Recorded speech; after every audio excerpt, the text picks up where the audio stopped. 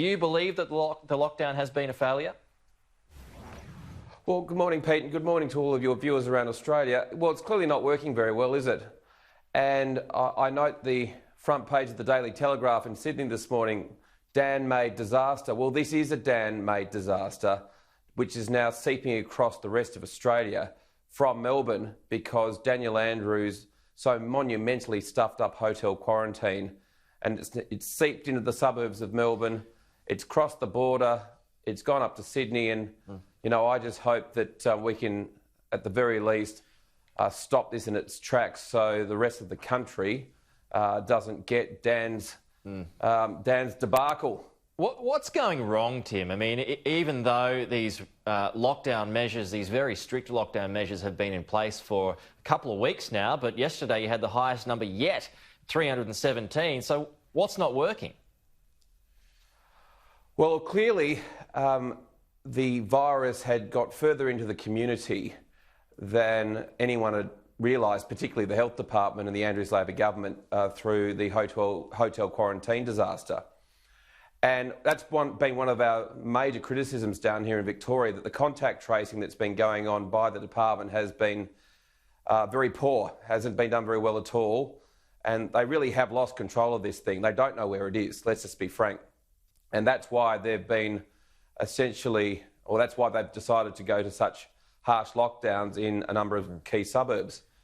But I suppose the advice that we're getting from the Health Department is that we need to give it more time, because there's obviously a 2-week incubation period and lag time, so to speak, until we see the impact of the lockdowns on the spread of the virus. But the simple fact still remains, I don't think the government knows how far and how deep that virus spread has occurred from the hotel quarantine breaches.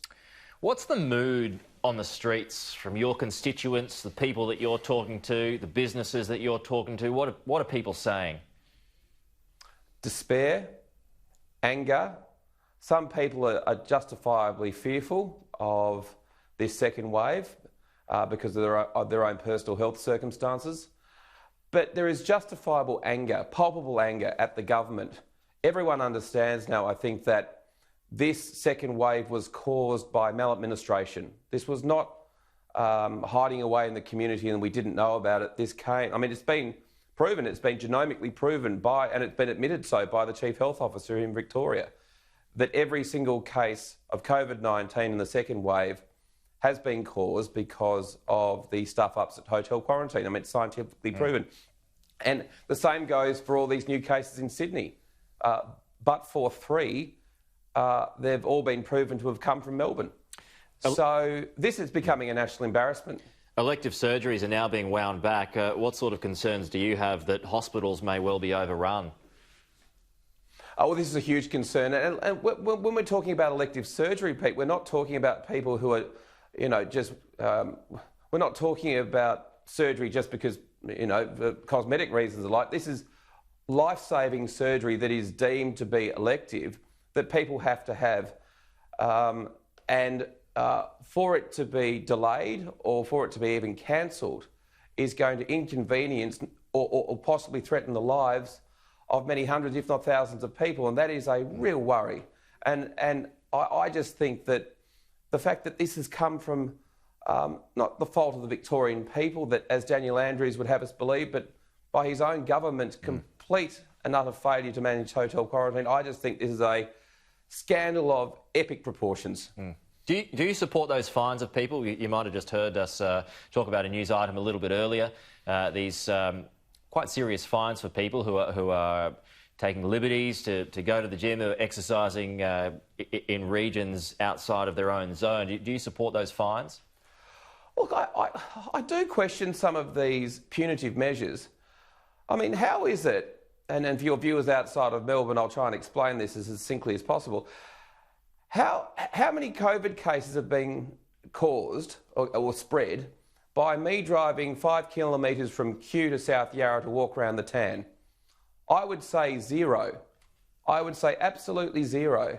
And so once again, we've got the Andrews government focusing on all the things that don't matter and failing to do the things that will stop the spread of this virus, like appropriate contact tracing. There's a bit of noise, Tim, yesterday around the freedom of information with blacked out pages that refer to the Cedar Meats cluster that was sent to the opposition. I mean, what was your reaction to that? Oh, what a farce. I mean, frankly, the government is taking the mickey out of all of us. We're in the depths of a crisis that's been caused by their own maladministration. And we put in all these FOIs on Cedar Meats, which, again, was a cause celeb in how not to do contact tracing. And we get these FOIs back with the whole thing redacted.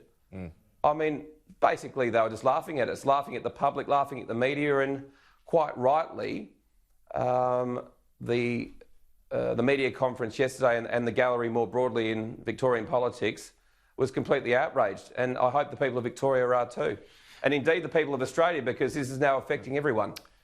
Just finally, on something of a lighter note, do you think the grand final will be held in Melbourne this year? Well, it's looking increasingly unlikely.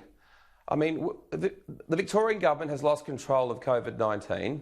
They don't know where it is, and no one knows the end date to when we'll have this thing back under control. Now, as a proud Victorian, I hope that the grand final will be in Melbourne. I really do, but you've got to say that when there's no coronavirus in Queensland or in Western Australia, you'd have to say it's looking increasingly unlikely. I hope that that's not the case, but it is looking increasingly unlikely, I'd have to say, at the moment. Do you think it's a fair quid pro quo that Brisbane gets to host the grand final, considering they're doing all the heavy lifting at the moment? I mean, the idea of Brisbane holding the AFL grand final, I think, it almost makes me feel ill, but... Well, hang on, why? Yeah. What's wrong with it? Well, mate, it's just not cricket, is it? You know, the AFL Grand Final is meant to be in Melbourne, and the idea of it being held at the Gabba, as much as the Gabba is a good place to watch cricket, it's not really a footy ground, let's be honest, but it's... Well, mate, it's the home of the mighty Lions, might I add. Well, it is the home of the mighty Lions, and good luck to them, but it's a home. It seems to be the home ground of every other AFL team at the moment as well, except for the ones that are over in Perth, so...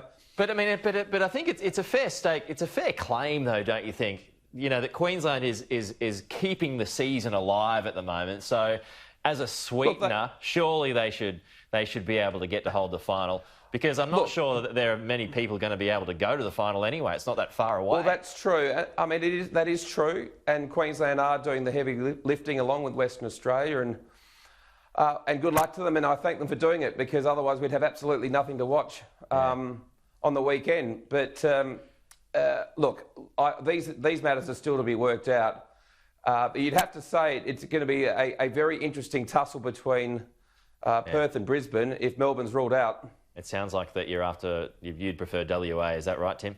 Well, I don't prefer WA. I just know that the stadium in Perth can seat an extra 20,000 people. Yeah. But the COVID capacity of Optus Stadium in Perth is 30,000, and they only managed to get 22,000 last night for the Pies versus Geelong. So, you know, if Brizzy can pack out the Gabba a few times, that'll probably, under the various restrictions that exist in Queensland, that'll probably do their cause a lot of good, I would have thought. All right.